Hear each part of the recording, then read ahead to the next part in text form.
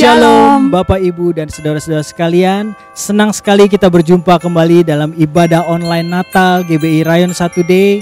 Semoga Bapak Ibu semua dalam keadaan yang sehat, baik dan sempurna dalam penyertaan Tuhan.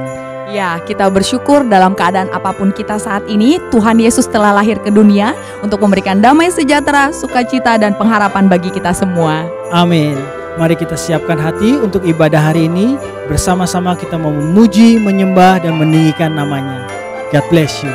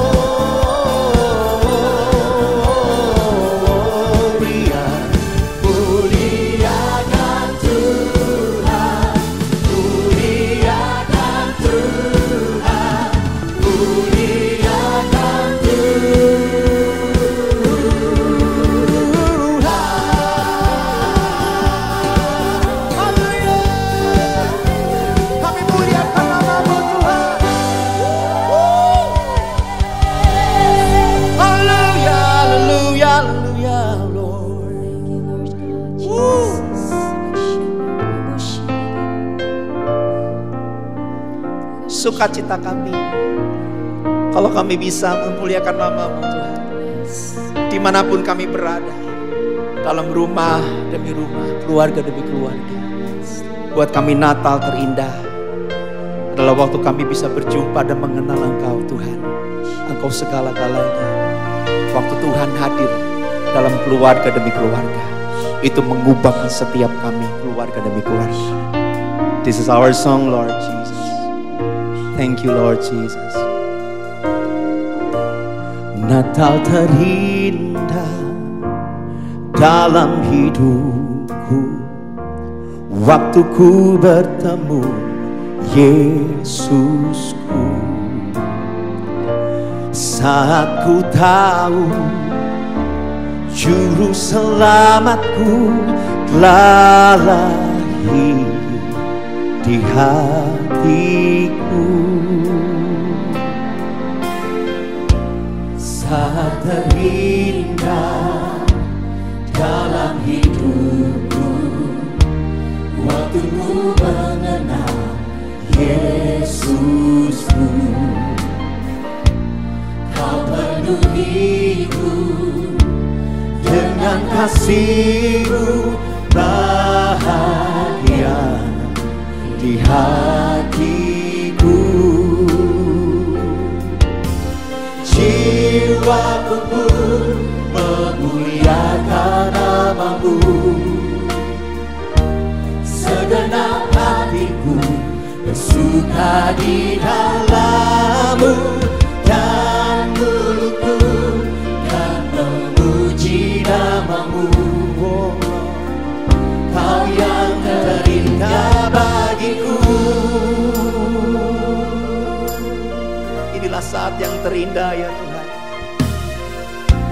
Saat terindah dalam hidupku, waktu ku mengenal Yesusku.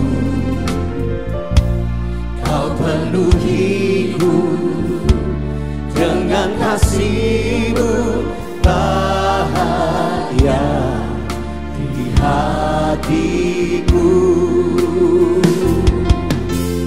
Jiwaku pun memuliakan nama-Mu,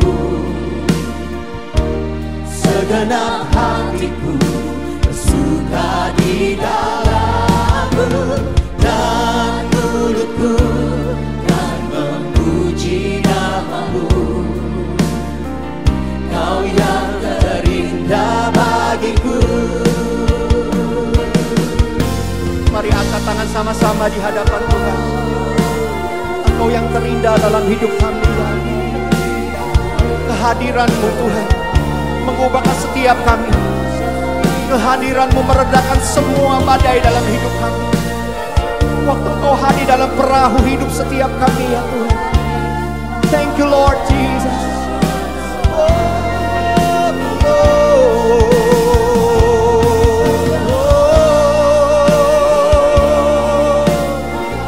Kami sembah Kau Tuhan, segenap hati, segenap jiwa, kami menyembah-Mu.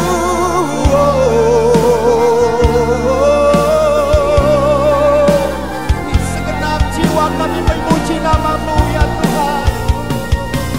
Jiwaku pun memuliakan nama-Mu, segenap hatiku bersuka di dalam-Mu, dan mulutku kan memuji nama-Mu.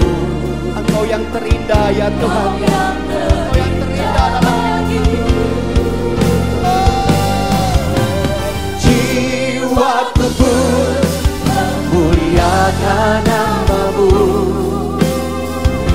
segenap hatiku bersuka di dalam-Mu, dan mulutku kan memuji nama-Mu. Kau yang terindah bagiku. Kau yang terindah. Kau yang terindah. Mari katakan Yesus yang terindah bagi setiap kita. Yesus terindah bagiku.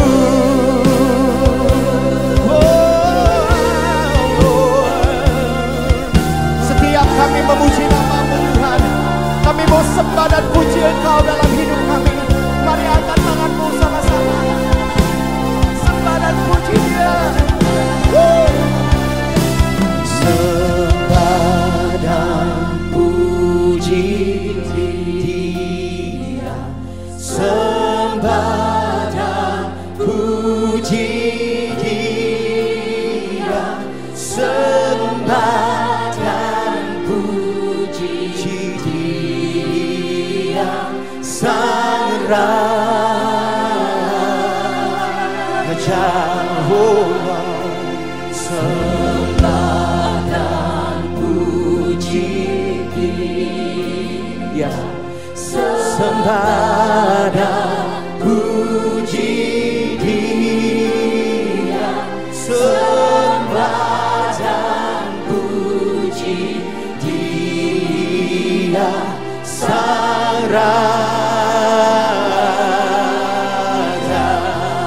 Kuriara bata karala baya shete kiri ala bakara la bala.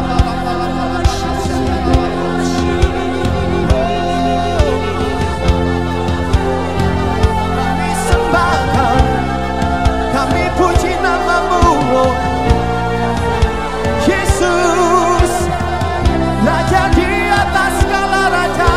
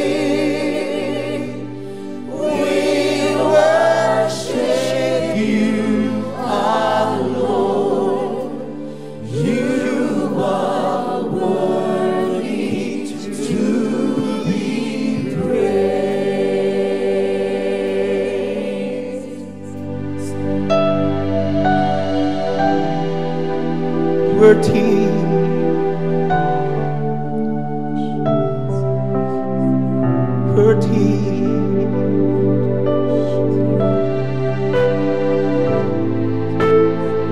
You are worthy, Lord.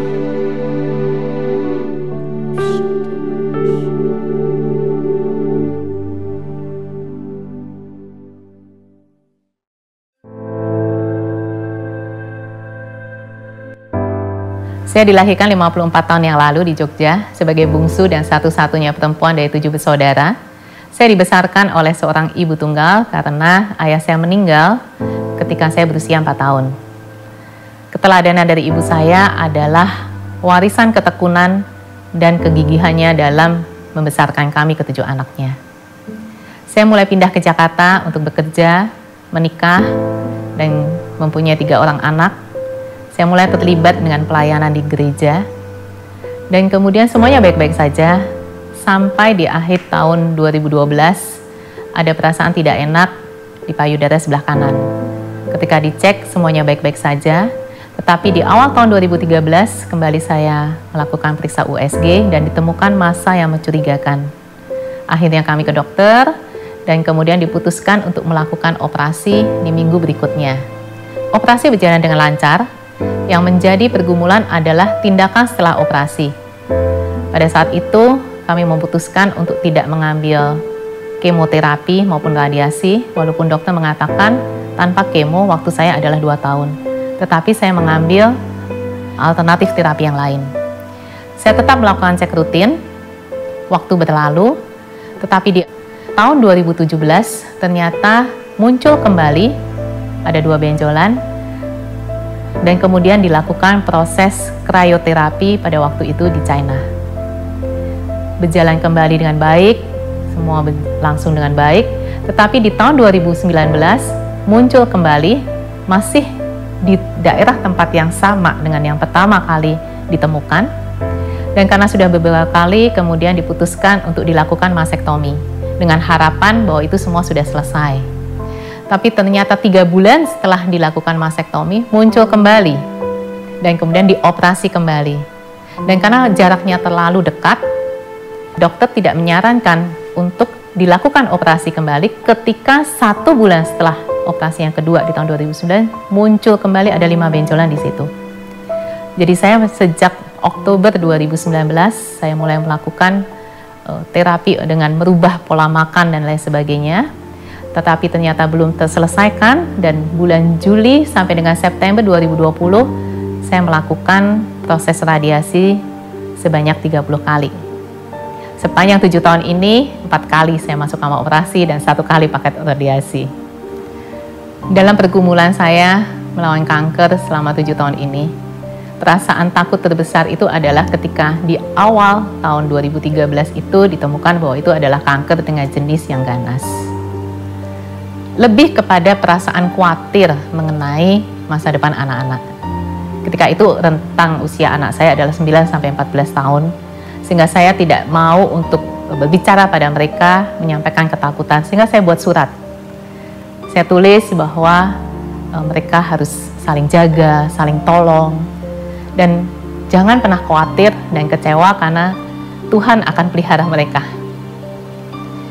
Dalam berjalannya waktu juga saya mulai belajar bahwa ketika itu saya tidak tahu mengenai kanker, saya mulai banyak baca mengenai kanker, saya mulai telepon kiri kanan, bertanya-tanya kanker itu apa, karena pengetahuan saya minim. Tetapi itu tidak membawa kebaikan, itu malah membuat semakin takut, sehingga sampai pada satu waktu suami saya katakan stop, karena Tuhan tidak memberikan roh ketakutan.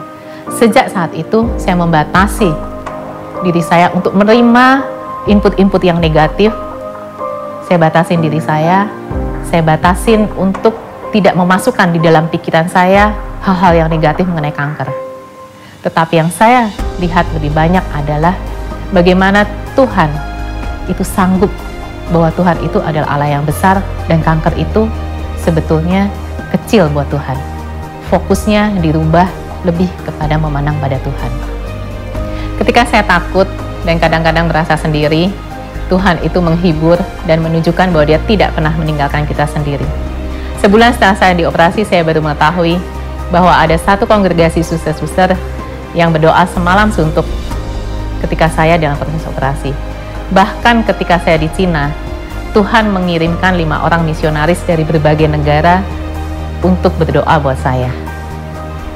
Saya tidak pernah bertanya kenapa saya harus melalui semua ini. Karena sebelum saya mengalami kanker, Tuhan sudah menunjukkan begitu banyak kebaikannya buat saya. Banyak kebaikan Tuhan yang saya terima. Contohnya, ketika anak saya usia 7 bulan, dokter menganjurkan untuk dioperasi karena tali di bawah lidahnya itu tidak terlepas. Akibat kalau tidak dioperasi, dia akan sulit berbicara, sulit menelan, tumbuh kembangnya akan tidak baik. Tetapi 1 bulan kemudian, ketika tiap hari kami perkatakan bahwa lidahmu sempurna, engkau akan menelan dengan baik. 1 bulan kemudian lidah itu terlepas sehingga tidak perlu dioperasi. Dan 12 tahun kemudian, anak yang awalnya diperkirakan mengalami kesulitan berbicara, dia justru mewakili sekolahnya dan menjadi juara untuk lomba pidato. Anak saya yang ketiga, ketika usia kandungan 8 bulan, dokter mengatakan bahwa dia harus dilahirkan secara sesar dengan segera, karena ada kemungkinan 20% dia akan cacat kalau dilahirkan secara alami dan hidup seperti timun hidup. Tetapi ketika di dalam pergumulan itu, Tuhan mengirimkan kekuatan lewat hambanya, dan dia katakan bahwa ini anakku, aku yang bela. Sehingga kami memutuskan untuk anak ini dilahirkan secara normal, dan 1 minggu kemudian anak ini lahir dengan normal, dan 15 tahun kemudian bahkan dia berprestasi dengan baik di sekolahnya dan menerima beberapa penghargaan dari sekolahnya. Saya menerima begitu banyak kebaikan-kebaikan yang Tuhan berikan sepanjang umur hidup saya. Sehingga setiap kali saya mengalami masalah, saya mengerti bahwa semua masalah itu hanya sementara. Tuhan kita jauh lebih besar, dan Tuhan tidak pernah meninggalkan saya. Karena itu setiap kali saya down, saya datang pada Tuhan, saya fokus pada Tuhan, melekat kepadanya, karena saya mengerti ketika saya mendekat pada Tuhan, saya mendapatkan kekuatan yang baru, saya mempunyai pengharapan yang baru. Dan kemudian saya mulai mengingat-ingat semua kebaikan Tuhan. Karena Tuhan yang sama, Tuhan yang dulu memberikan saya mujizat, menolong saya, saat ini adalah Tuhan yang sama, yang sanggup memberikan mujizat dan mau menolong saya. Dan juga saya percaya bahwa saya berada di dalam komunitas anak-anak yang takut akan Tuhan, yang mendukung, mensupport pada saat saya memerlukannya. Apa yang saya alami mengajarkan kepada saya dan mengubah cara pandang saya mengenai kehidupan. Bagi saya, kematian adalah suatu kepastian. Setiap orang pasti mengalaminya. Hanya waktu dan caranya yang menjadi misteri Tuhan. Dan hari demi hari yang Tuhan berikan pada saya saat ini merupakan suatu anugerah dan kesempatan buat saya untuk memberikan makna di dalam kehidupan, baik untuk diri saya, keluarga saya, maupun orang-orang di sekitar saya. Saya tidak hidup di dalam kekhawatiran dan ketakutan, karena saya memiliki Yesus yang merupakan sumber pengharapan. Pengharapan di dalam Yesus adalah kehidupan yang kekal bersama dengan Dia selama-lamanya. Pengharapan itulah yang menjadikan sumber kekuatan buat saya.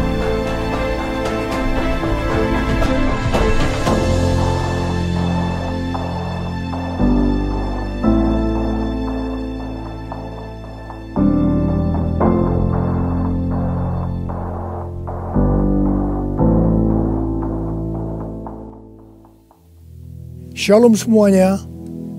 Hari ini tanggal 25 Desember 2020. Kita merayakan Natal bersama-sama. Saya akan mengajak saudara untuk membaca dari Yesaya pasal 9 ayat yang kelima. Mari kita baca. Sebab seorang anak telah lahir untuk kita. Seorang putra telah diberikan untuk kita. Lambang pemerintahan ada di atas bahunya. Dan namanya disebutkan orang Penasihat Ajaib, Allah yang perkasa, Bapa yang kekal, Raja Damai. Ayat ini menubuatkan kelahiran Yesus Sang Mesias. Tema Natal untuk tahun 2020 adalah lahirnya Yesus Sang Mesias. Kisah Para Rasul 4 ayat 12 berkata, bahwa keselamatan tidak ada di dalam siapapun juga selain di dalam Dia. Sebab di bawah kolong langit ini tidak adalah nama lain yang diberikan kepada manusia yang olehnya kita dapat diselamatkan. Hanya di dalam nama Tuhan Yesus Kristus. Yesus Kristus adalah Allah yang menjelma menjadi manusia. Yesus adalah Mesias yang artinya juru selamat. Kata Mesias hanya dipakai untuk Allah, tidak pernah dipakai untuk manusia atau pekerjaannya. Yesaya mencatat 4 nama yang menandai tugas Yesus sebagai Mesias. Yang pertama, penasehat yang ajaib. Sebagai penasehat, maka Tuhan Yesus akan menyingkapkan rencana keselamatan yang sempurna dan akan menunjukkan kepada kita jalan untuk mendapatkan hidup yang kekal. Yang kedua, Allah yang perkasa. Di dalam Yesus selaku Mesias, seluruh kepenuhan kealahan akan berdiam secara jasmani. Sebab Yesus adalah Allah yang menjelma menjadi manusia. Yang ketiga, Bapa yang kekal. Yesus datang bukan hanya untuk memperkenalkan Bapa surgawi, tetapi ia juga akan bertindak sebagai Bapa kepada umatnya secara kekal. Ia penuh belas kasihan. Ia mengasihi, melindungi, dan menyediakan kebutuhan anak-anaknya. Yang keempat, Raja Damai. Yesus disebut Raja Damai karena hanya Tuhan Yesus yang bisa mendamaikan manusia dengan Allah. Mengapa manusia harus didamaikan dengan Allah? Sebab Alkitab katakan, semua orang telah berbuat dosa dan telah kehilangan kemuliaan Allah. Dosa membuat kita menjadi setru Allah. Upah dosa adalah maut, mati kekal selama-lamanya, tempatnya di neraka. Bagaimana Tuhan Yesus mendamaikan manusia dengan Allah?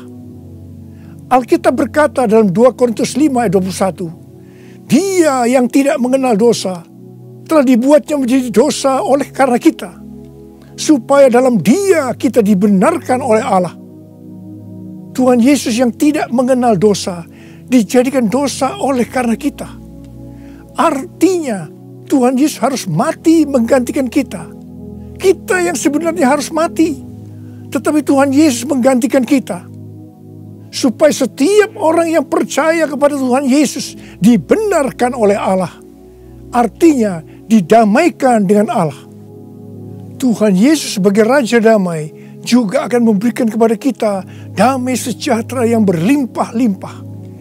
Ini yang sangat kita perlukan pada masa pandemi COVID-19 ini. Yesaya 48 ayat 18 berkata, sekiranya engkau memperhatikan perintah-perintahku, maka damai sejahteramu akan seperti sungai yang tidak pernah kering, dan kebahagiaanmu akan terus berlimpah seperti gelombang-gelombang laut yang tidak pernah berhenti. Jadi, kunci untuk mendapatkan damai sejahtera yang berlimpah-limpah yang Tuhan Yesus sediakan adalah memperhatikan perintah Tuhan. Hidup menurut kehendak Tuhan. Karena itu, baca Alkitab setiap hari. Renungkan, lakukan, dan saksikan.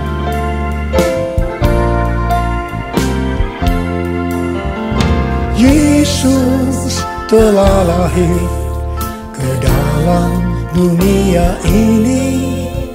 Lambang pemerintahan berada di bahunya. Namanya penasehat ajaib, Allah yang perkasa, Bapa yang kekal, Raja Damai. Semua manusia pujilah dan sembah Dia, glory bagi Dia. Haleluya, amin. Haleluya, amin. Haleluya.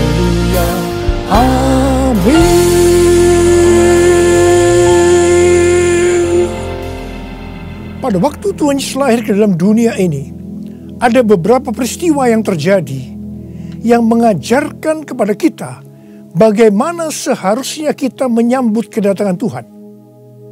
Peristiwa pertama dalam Lukas 2 ayat 8 sampai dengan 12, yaitu yang dilakukan oleh para gembala. Pada waktu para gembala sedang menjaga ternak di waktu malam, tiba-tiba mereka didatangi oleh malaikat Tuhan, dan kemuliaan Tuhan meliputi mereka. Mereka sangat ketakutan. Malaikat berkata kepada para gembala, "Jangan takut, sebab sesungguhnya aku memberitakan kepadamu kesukaan besar untuk seluruh bangsa. Hari ini telah lahir bagimu juru selamat, yaitu Kristus Tuhan di kota Daud. Dan inilah tandanya bagimu. Kamu akan menjumpai seorang bayi dibungkus dengan lampin dan terbaring di dalam palungan." Mereka tidak mengerti apa yang dikatakan oleh malaikat tadi. Tetapi mereka taat. Pergi ke Bethlehem di kota Daud untuk menjumpai Sang Mesias. Di sini kata kuncinya adalah ketaatan. Peristiwa kedua di dalam Lukas 2 ayat 13 dan 14, yaitu adanya nyanyian para malaikat dan banyak bala tentara surgawi yang memuji Allah. Kemuliaan bagi Allah di tempat yang maha tinggi, dan damai sejahtera di bumi di antara manusia yang berkenan kepadanya. Di sini kata kuncinya adalah doa, pujian, penyembahan bersama-sama dalam unity siang dan malam. Peristiwa yang ketiga ada di dalam Matius 2 ayat 11 bagian A, yaitu waktu orang Majus sujud menyembah Sang Mesias. Di sini kata kuncinya adalah sujud menyembah Sang Mesias. Peristiwa yang keempat terdapat dalam Matius 2 ayat 11b. Orang Majus membuka tempat harta bendanya dan mempersembahkan emas, kemenyan, dan mur. Di sini kata kuncinya adalah mempersembahkan emas, kemenyan, dan mur.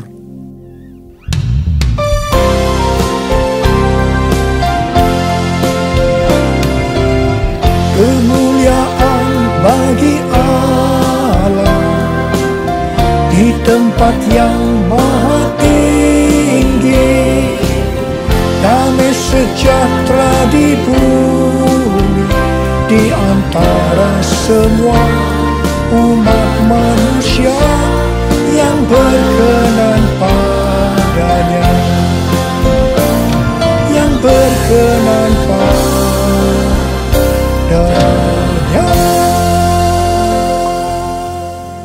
Karena Natal berbicara tentang kedatangan Tuhan Yesus yang pertama ke dalam dunia ini, maka hari-hari ini kita sedang menunggu kedatangan Tuhan Yesus yang kedua kalinya. Sesuai dengan 4 peristiwa yang terjadi pada waktu menyambut kedatangan Tuhan Yesus yang pertama, maka ada 4 hal yang harus kita lakukan untuk menyambut kedatangan Tuhan Yesus yang kedua kali. Yang pertama adalah ketaatan. Yang kedua, doa, pujian, penyembahan bersama-sama dalam unity siang dan malam. Yang ketiga, sujud menyembah Tuhan Yesus. Dan yang keempat, mempersembahkan emas, kemenyan, dan mur. Mari, sekarang kita akan melihat penjelasannya satu persatu. Yang pertama, tentang ketaatan. Tuhan Yesus memberitahukan kepada kita bahwa kedatangannya yang kedua kali akan terjadi setelah Injil Kerajaan diberitakan di seluruh dunia, menjadi kesaksian bagi semua bangsa. Karena itu bagi kita yang merindukan kedatangannya, kita pasti sungguh-sungguh untuk menyelesaikan amanat agung Tuhan Yesus. Pentakosta ketiga akan memberikan kepada kita kuasa untuk menyelesaikan amanat agung Tuhan Yesus. Menurut kalender Ibrani, kita sedang memasuki tahun 5781 yang disebut dengan tahun P Alef, yang artinya 81. Angka 80 atau P menggambarkan mulut. Dan angka 1, Alef, itu merupakan permulaan yang baru. Yohanes 1 ayat 1 berkata, Pada mulanya adalah firman. Firman itu bersama-sama dengan Allah. Dan firman itu adalah Allah. Di sini kita diingatkan bahwa untuk menyambut kedatangan Tuhan Yesus yang kedua kalinya, kita harus hati-hati dengan mulut kita. Harus hati-hati dengan perkataan kita. Termasuk menuliskan kata-kata di media sosial.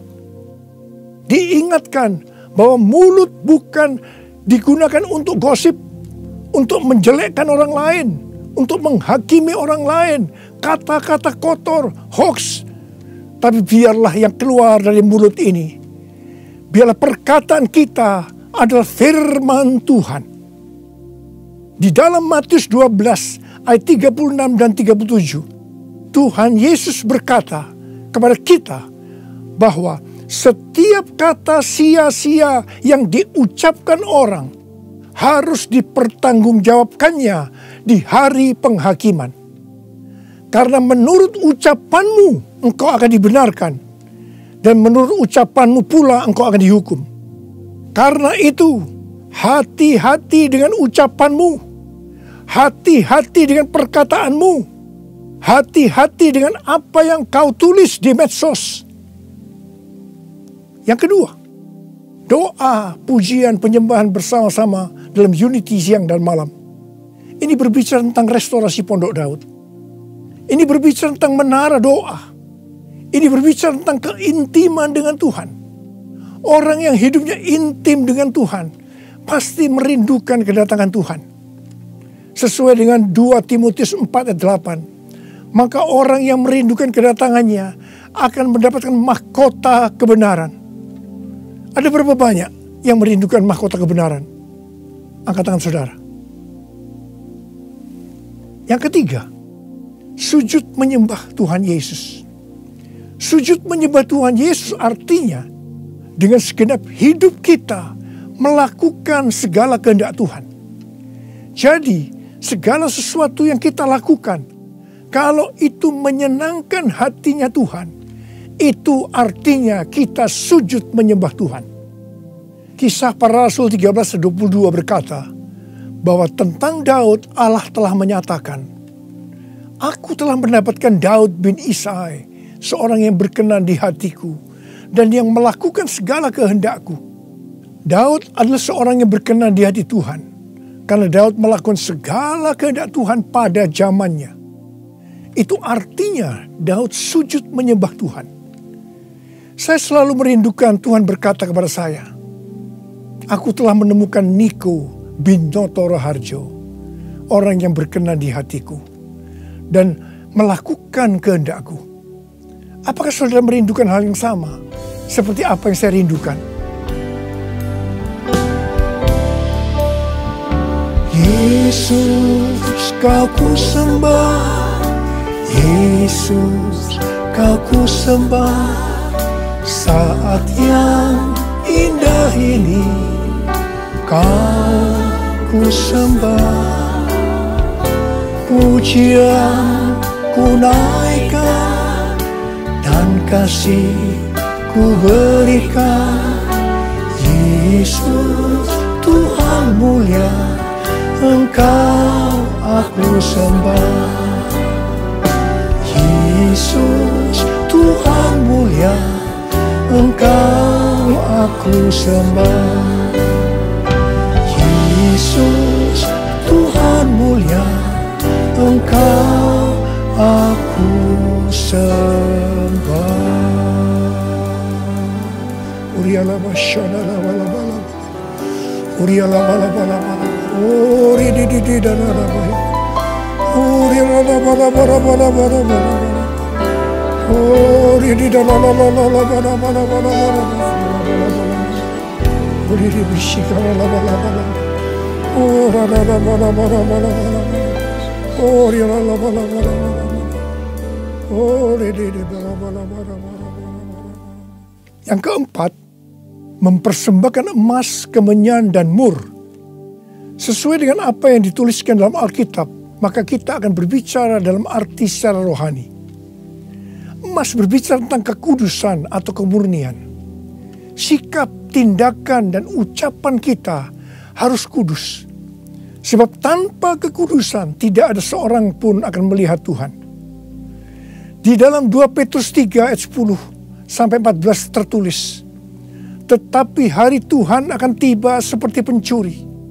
Pada hari itu langit akan lenyap dengan gemuruh yang dahsyat, dan unsur-unsur dunia akan hangus dalam nyala api, dan bumi dan segala yang ada di atasnya akan hilang lenyap.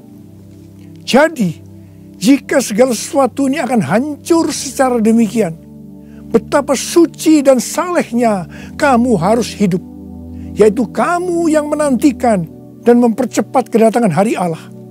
Pada hari itu langit akan binasa dalam api, dan unsur-unsur dunia akan hancur karena nyalanya. Tetapi sesuai dengan janjinya, kita menantikan langit yang baru dan bumi yang baru, di mana terdapat kebenaran. Sebab itu saudara-saudaraku yang kekasih, sambil menantikan semuanya ini, kamu harus berusaha supaya kamu kedapatan tak bercacat dan tak bernoda di hadapannya dalam perdamaian dengan Dia. Emas biasanya dikaitkan dengan kekayaan, kesuksesan, dan kekuasaan. Kebanyakan motivasi dari orang yang bekerja atau berusaha adalah untuk mendapatkan ketiga hal ini untuk dirinya sendiri. Tetapi kita diminta untuk mempersembahkan semuanya itu kepada Tuhan. Sehingga kita tidak akan cinta uang, kita tidak akan sombong, dan tetap mengasihi sesama manusia seperti mengasihi diri sendiri. Emas juga berbicara tentang sesuatu yang mahal harganya. Saya tidak tahu apa yang mahal harganya bagi saudara. Mungkin itu uang, mungkin waktu yang kita punya, mungkin itu harga diri. Tuhan mau semuanya dipersembahkan kepada Dia. Abraham diminta untuk mempersembahkan Ishak, anaknya yang tunggal, yang sangat berharga dan dikasihinya, yang didapatkan pada masa tuanya. Abraham lulus ujian ketika ia dengan rela mempersembahkan Ishak, hartanya yang paling mahal. Dan Tuhan memberkati Abraham beserta keturunannya berlimpah-limpah-limpah. Sekarang kita akan berbicara tentang kemenyan.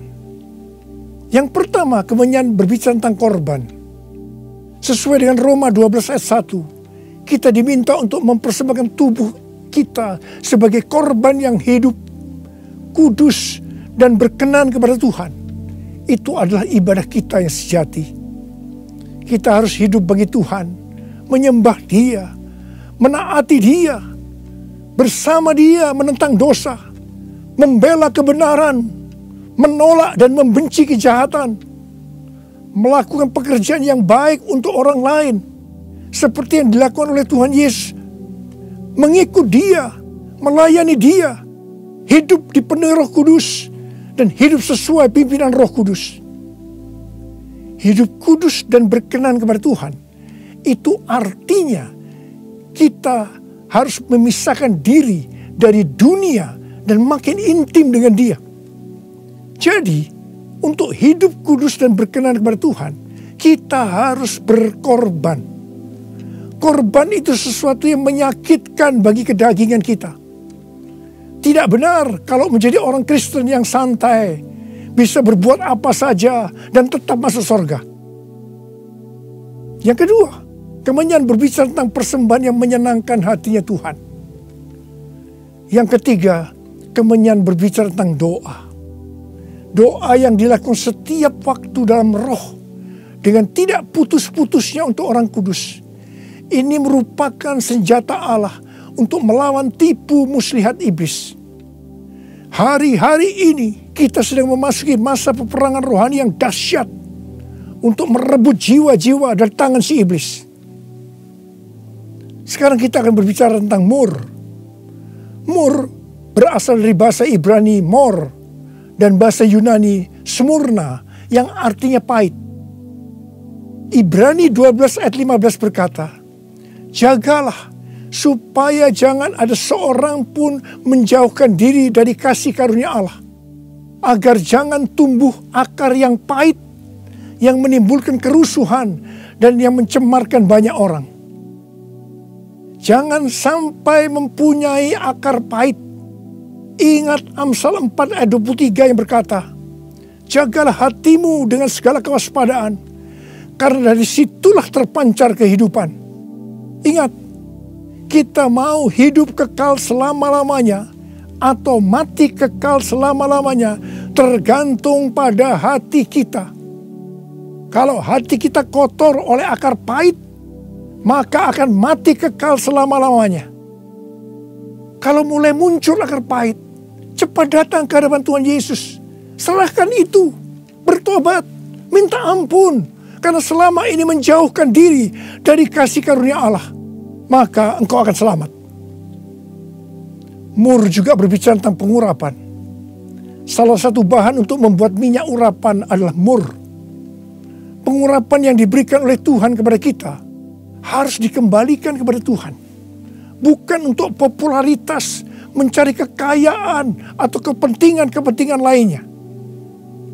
Sekali lagi, saya akan mengingatkan saudara bahwa kedatangan Tuhan Yesus sudah sangat-sangat dekat. Mari kita mempersiapkan diri kita untuk menyambut kedatangannya dengan melakukan 4 hal tadi. Selamat Hari Natal 2020. Tuhan Yesus memberkati saudara berlimpah-limpah-limpah.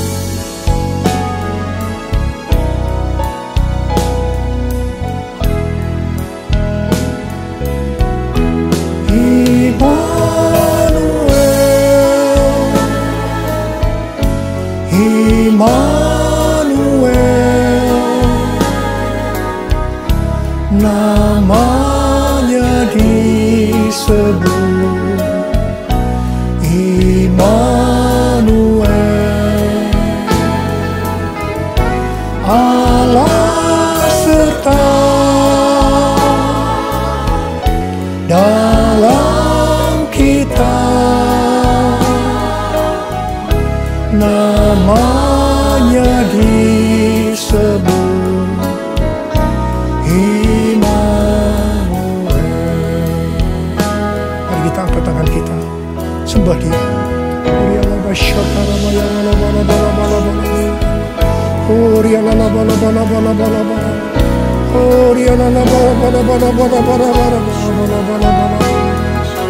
Jesus, oh Tuhan Yesus, Tuhan Yesus, Tuhan Yesus, Tuhan Yesus, Tuhan Yesus, terima kasih ya Tuhan. Oh Ramasya-Lala-Bala-Bala, Engkau menyertai kami sampai dengan akhir tahun ini Tuhan. Engkau menyertai kami ya Tuhan. Kalau kami ada sebagaimana kami ada saat ini, semua karena kemurahan Tuhan, karena Engkau menyertai kami. Oh Tuhan, terima kasih, terima kasih. Hamba berdoa Tuhan, hamba berdoa untuk anak-anak-Mu sebentar lagi akan memasuki tahun yang baru. Berkat-Mu melimpah buat mereka ya Tuhan. Di tengah-tengah pandemi COVID-19 ini Tuhan. Terima kasih, hamba berdoa tidak ada yang sakit ya Tuhan. Sembuh dalam nama Yesus, sembuh dalam nama Yesus, sembuh dalam nama Yesus. Tidak ada yang berkekurangan. Semua dicukupkan, malah berkelimpahan dalam hal yang baik. Oh Jesus, terima kasih Bapa. Terima kasih, Engkau yang beserta kami. Engkau adalah Immanuel, Allah yang beserta kami. Oh Jesus, Immanuel,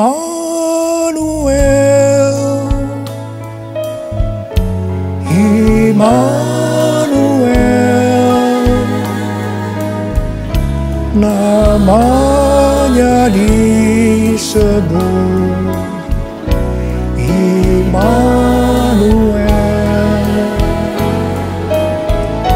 Allah serta dalam kita, namanya disebut Immanuel, namanya disebut Immanuel.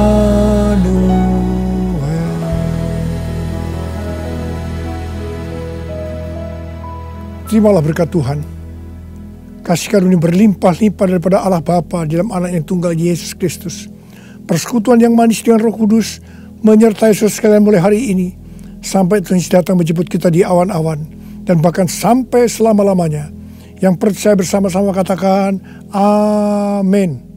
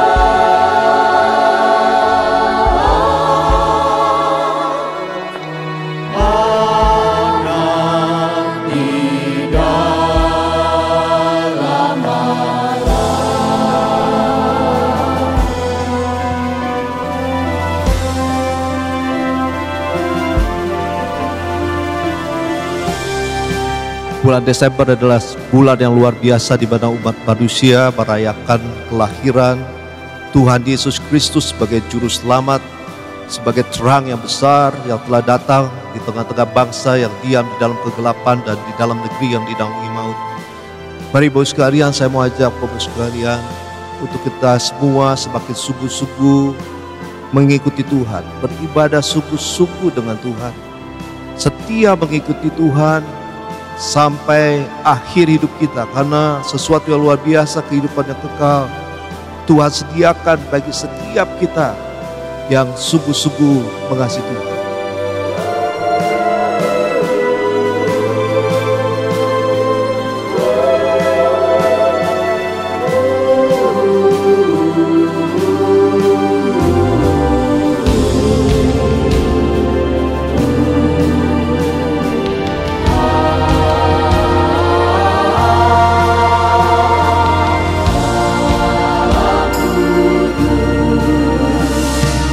Sungguh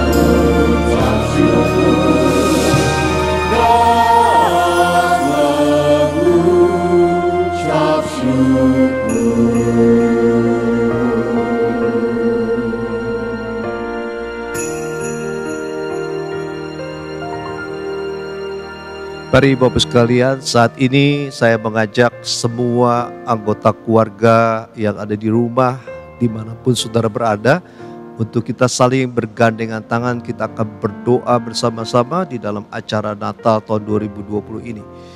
Tuhan Yesus, terima kasih Tuhan, kalau kami boleh ada seperti kami ada Tuhan sampai hari ini, karena kasih karunia atas berkat Tuhan, atas perlindungan Tuhan.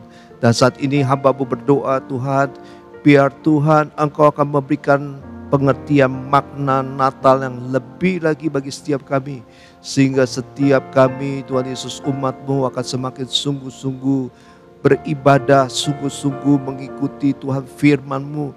Bahkan kami akan terus setia mengikuti Tuhan. Dan Tuhan datang tidak hanya memberikan keselamatan yang kekal bagi setiap kami, tetapi hidup yang berkelimpahan. Biar berkat yang berlimpah-limpah turun atas setiap umat-Mu. Perlindungan yang sempurna turun atas setiap kami Tuhan. Bahkan mujizat yang sangat luar biasa akan Tuhan kerjakan bagi setiap kami. Kami akan melalui masa-masa yang sulit di dalam masa COVID-19 ini dengan kemenangan demi kemenangan yang berasal daripada Tuhan. Terima kasih Tuhan. Dalam nama Yesus kami berdoa.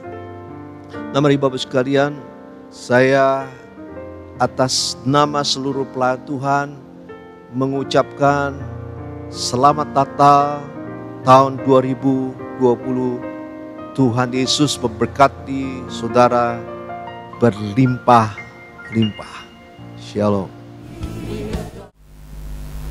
Shalom saudara, saya mewakili seluruh pengerja dan pelayan Tuhan GBI PTC Rayon 1D mengucapkan selamat hari Natal tahun 2020 dan selamat memasuki tahun yang baru 2021 kepada seluruh jemaat Tuhan di GBI PTC Rayon 1D.